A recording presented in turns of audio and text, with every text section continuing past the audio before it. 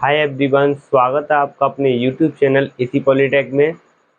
आज हम पढ़ने वाले हैं क्लास 12 का मैथमेटिक्स चैप्टर सेकंड, जिसमें हमारा ये पार्ट थर्ड है। इससे पहले दो पार्ट ऑलरेडी अपलोड कर दिए गए हैं। अगर आपने उन पार्टों को नहीं देखा है तो चैनल पे आकर उनको देख लीजिए, जिससे आपके प्रतिलोम इन्वर्स यानी कि इन्वर्स ट्रिग्नोमेट्री जो चैप्टर चल रहा है उसके सारे डाउट क्लियर हो जाएंगे। इससे पहले पार्ट में हमने क्या क्लियर किया था, फॉर्मूले क्लियर कर लिए हैं फर्स्ट पार्ट में, और सेकंड पार्ट में हमने मुख्य मान निकालना सीख लिया था। बिल्कुल बेसिक से सीखा था मुख्य मान निकालना। आज हम आगे के निकालना सीखे क्वेश्चन में।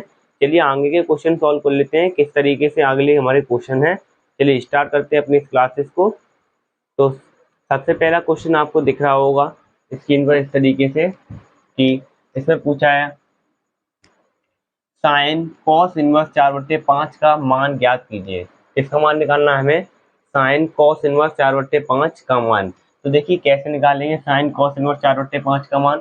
सिंपल तरीका है, बड़ी आसानी से आपको सिखाएंगे और सिंपल से सिखाएंगे। देखिए इस तरीके का क्वेश्चन निकालने के लिए देखो क्या करेंगे। सबसे पहले साइन लिखा है ना, अंदर लिखा है हमारा कोष्टक में कॉस इनवर्स 4/5। तो कॉस इनवर्स 4/5 हमें जब भी तो हम निकाल पाएंगे जब अंदर साइन हो, तभी तो साइन से साइन कटेगा, तब एक मान निकलेगा हमारा। और यहाँ अंदर किसका है, कॉस का है। तो सबसे पहले इसको हम कॉस को साइन में बदलेंगे, क्योंकि अब 4/5 जो मेरा अंदर वैल्यू दे रखी है, अब ये 4/5 किसी जो साड़ी में एंगल जो होते हैं उनमें किसी का मान होता नहीं 4/5। ठीक है, तो 4/5 की हम कैसे निकालेंगे साइन का मान, क्योंकि जब हम यहाँ अंदर साइन करेंगे तभी तो साइन से साइन कटेगा मेरा, तब एक मुख्य मान निकलेगा, है ना। तो 4/5 हम कैसे, यानी कि इसको साइन में कैसे बदलेंगे। तो साइन में बदलने के लिए इस तरीके के क्वेश्चनों को कैसे सॉल्व करेंगे, आइए देखते हैं। देखो सबसे पहले मैं क्या करूंगा, मानूंगा मैं कि माना जो अंदर कॉस इनवर्स 4/5 लिखा है इसको मैं x मान लूंगा। क्या मान लूंगा मैं, x मान लूंगा। तो मेरा ये कॉस इनवर्स इधर से उधर पंचांतर करेंगे, यानी उधर से उधर ले जाएंगे तो इनवर्स जो लगा है वो हट जाएगा। तो क्या हो जाएगा, 4/5 रह जाएगा, इधर उधर हो जाएगा कॉस x। ठीक है, इतना समझ में आया। आगे देखिए जो कॉस x की जो मेरी वैल्यू आ गई वो कितनी आ गई, 4/5 आ गई। ठीक है, अब देखिए आगे क्या करेंगे। तो cos x की मेरी 4/5 वैल्यू आ गई। अब मुझे निकालनी किसकी है, sin x की वैल्यू निकालनी है। किसकी वैल्यू निकालनी है, sin x की। तो देखिए sin x की वैल्यू कैसे निकालेंगे। अब आपने एक फॉर्मूला पढ़ा होगा कि sin square x plus cos square x is equal to 1।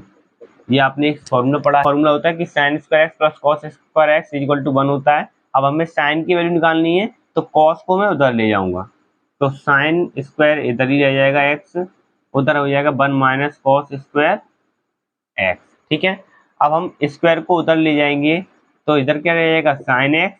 जब भी स्क्वायर को उधर पक्षांतर करेंगे तो अंडर रूट छड़ जाता है, क्या लग जाएगा, अंडर रूट। तो अंडर रूट किस पे लगेगा, 1 माइनस कॉस स्क्वायर एक्स पे, तो 1 माइनस कॉस स्क्वायर एक्स हो जाएगा। इतना समझ में आ गया आपको। मैंने क्या किया कि sine square x plus cos square x की वैल्यू होती है 1, तो sine square x is equal to क्या हो जाएगा, 1 माइनस कॉस स्क्वायर एक्स। तो sine x is equal to क्या हो जाएगा, under root 1 minus cos square x. अब साइन एक्स, चूंकि मुझे साइन एक्स की वैल्यू निकालनी है तो साइन एक्स इधर रहेगा। हम क्या करेंगे, 1 लिखेंगे कॉस एक्स। तो कॉस एक्स की जो मेरी वैल्यू आई है वो कितनी आई है, 4/5। तो इसकी हम लिखेंगे तो 4/5 का होल स्क्वायर हो जाएगा, क्योंकि इसके ऊपर स्क्वायर लगा है। अब देखिए आगे क्या होगा। अब हम इसको सिंपल से इसको सॉल्व कर लेंगे। 1 की जगह 1, 4 का वर्ग होता है 16 और 5 का वर्ग होता है 25।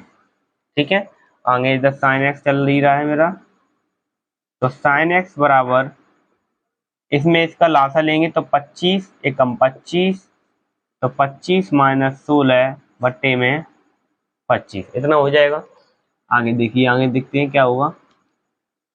तो मेरा इधर साइन एक्स रह गया, उधर हो जाएगा ऊपर 25 में से 16 माइनस करूंगा तो 9 और बट्टे में 25। ठीक है, आगे देखिए साइन एक्स बराबर 9।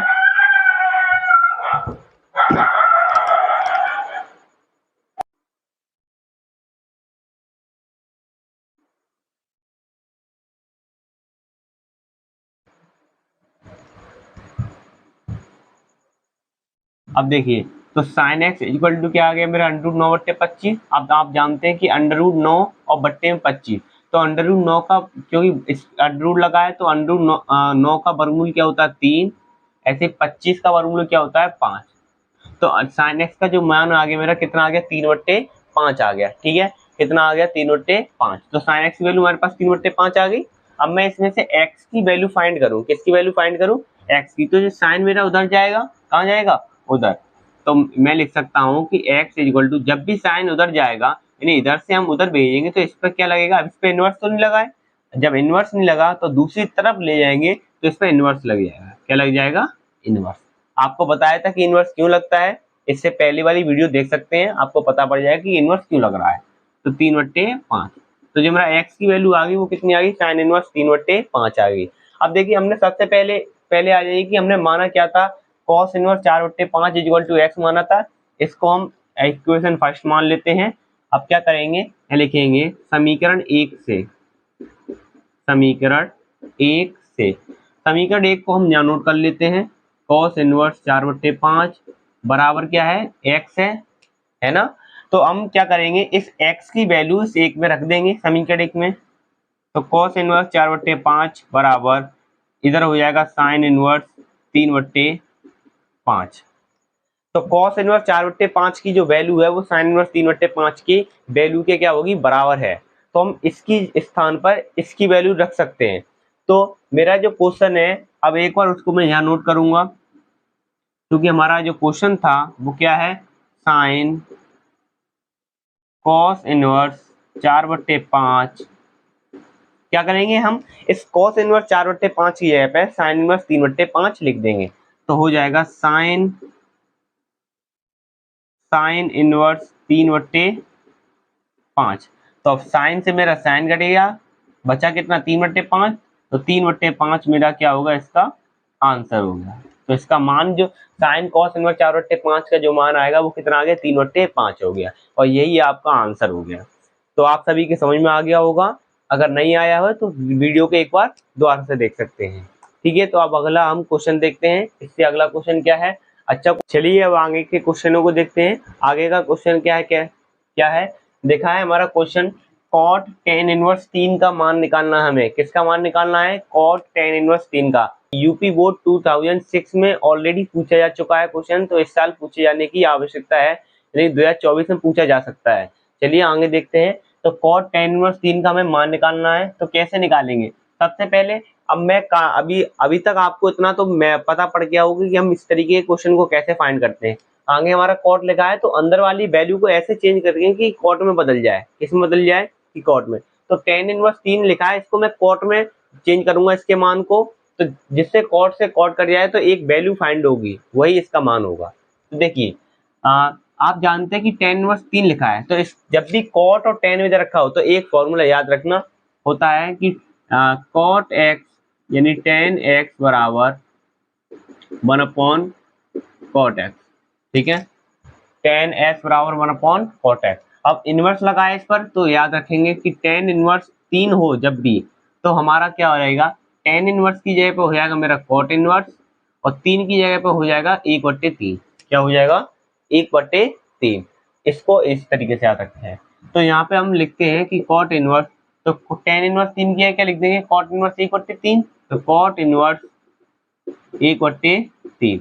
अभी कॉट से कॉट कट जाए तो 1/3 क्या आएगा, इसका मान आ जाएगा।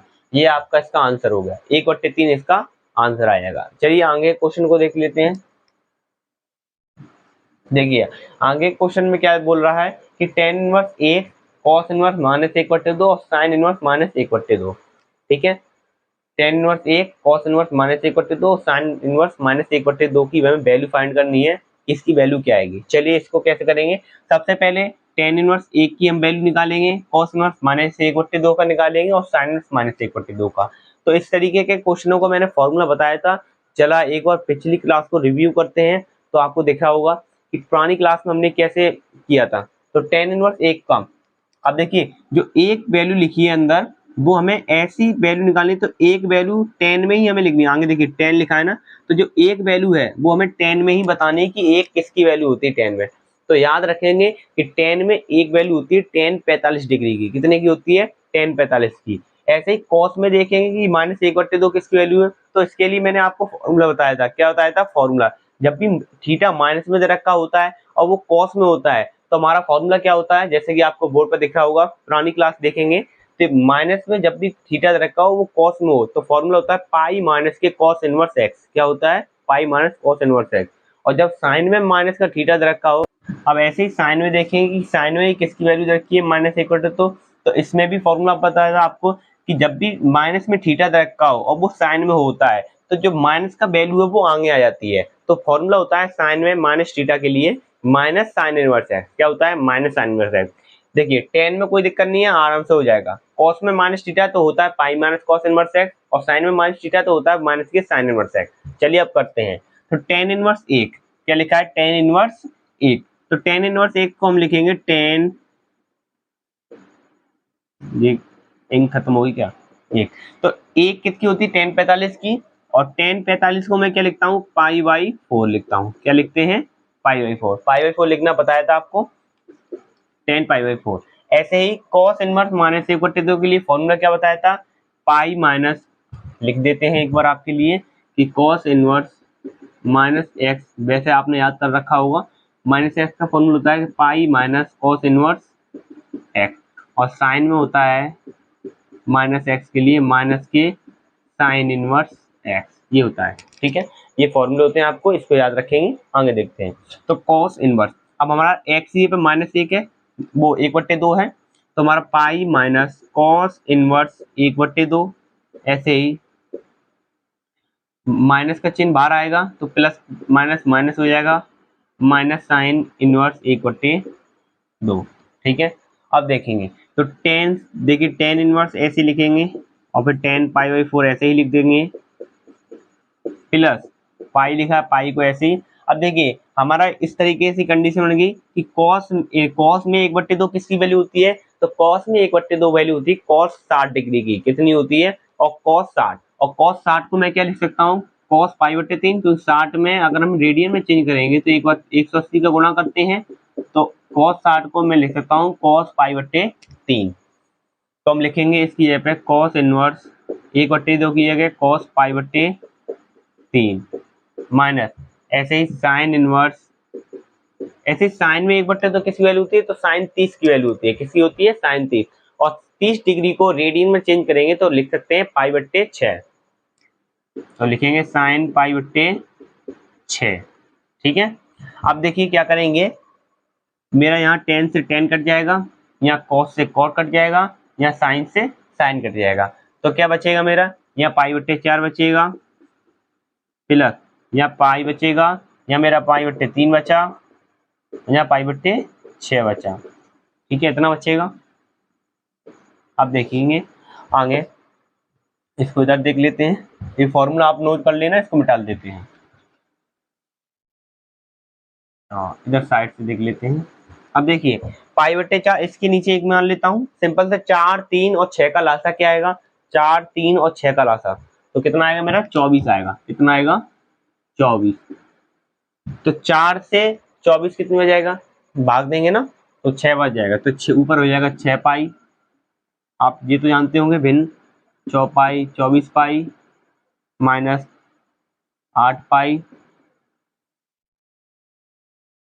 6 चौक 24, 4 पाई। अब देखिए यहाँ माइनस, यहाँ पॉजिटिव चिन्ह या माइनस। ठीक है, अब देखिए 24 पाई और 6 पाई कितनी होगी? 30 पाई, और 8 पाई और 4 पाई माइनस माइनस प्लस, यानी 8 पाई और 4 पाई कितनी होगी हमारी? 12 पाई।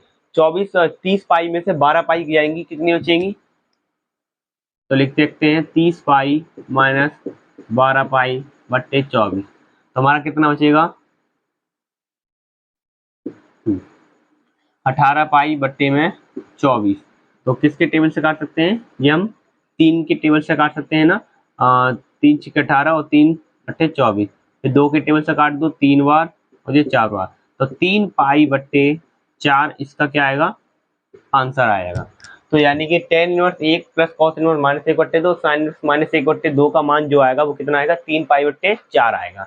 इतना आपको समझ में आ गया होगा कि इस तरीके से हम इसका आंसर फाइंड कर सकते हैं। तो आई होप आप सभी के समझ में आ गया होगा। ठीक है, अभी अगला क्वेश्चन देखते हैं आगे। अगला क्वेश्चन देख लेते हैं। अगला क्वेश्चन क्या लिखा है स्क्रीन पर, tan inverse 2 cos 2 sin inverse 1/2 की हमें वैल्यू फाइंड करनी है। इसमें भी हमें वैल्यू फाइंड करनी है।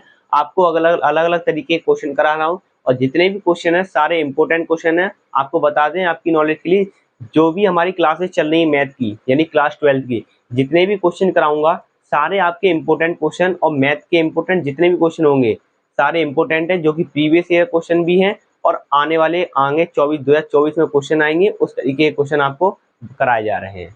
ठीक है, चलिए तो देख लीजिए इस तरीके के क्वेश्चन को कैसे सॉल्व करेंगे।